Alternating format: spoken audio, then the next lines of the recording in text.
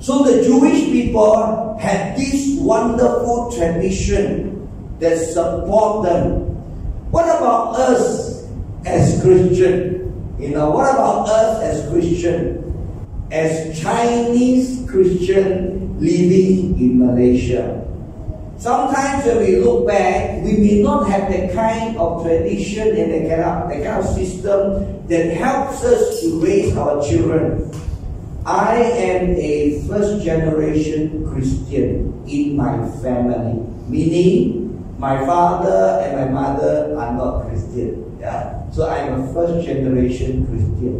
So when I have children, when I got married with my wife Sharon and we have our children, where will we learn how to raise our children? And I was doing a bit of reflection.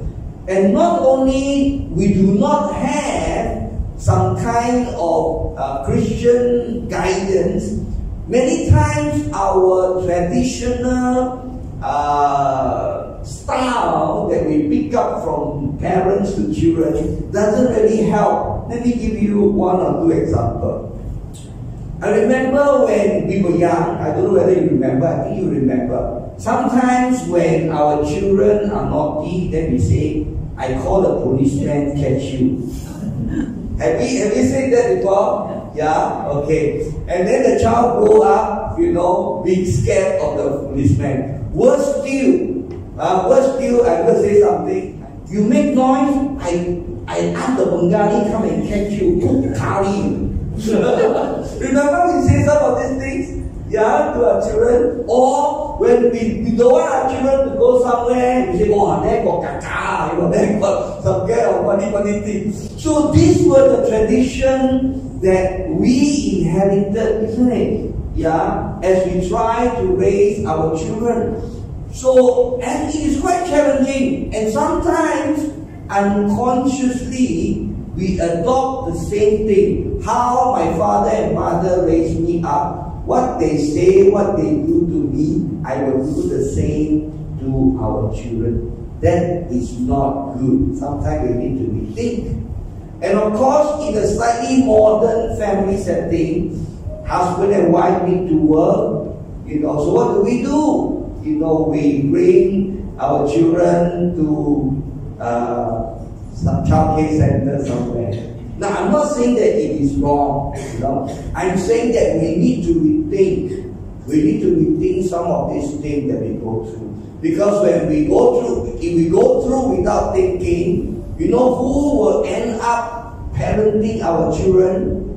Maybe it's the Indonesian kakak that will end up parenting our children. Or maybe it is Barney the purple dinosaur that will end up parenting our children. You understand what I'm trying to say? Yes? Of course, some of us are blessed with good, godly grandparents. So in many sense, my daughter are blessed with my wife, giving special time, to bring our children up. But the important thing that we must remember is that at the end of the day, we must realize the tremendous responsibility that God has given us in our hand, put into our hand, to raise up children that will follow. In fact, some years ago, quite a lot of years ago, I have a friend, and this friend works as a lawyer in a big bank, in a big, huge bank, So, and then suddenly I heard she retired, or rather she resigned from the bank.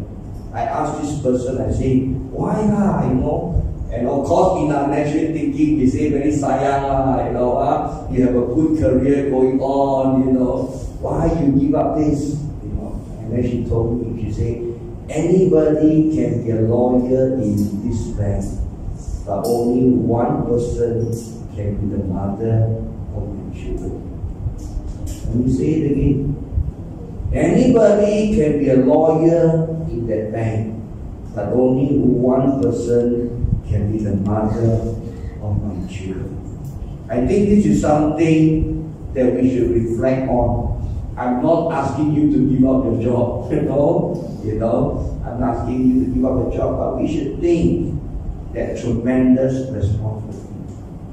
So I see that concern in David, even as he spoke to his son in his dying days. In his dying days, he said, Solomon, my son, make sure you follow after the God of your father.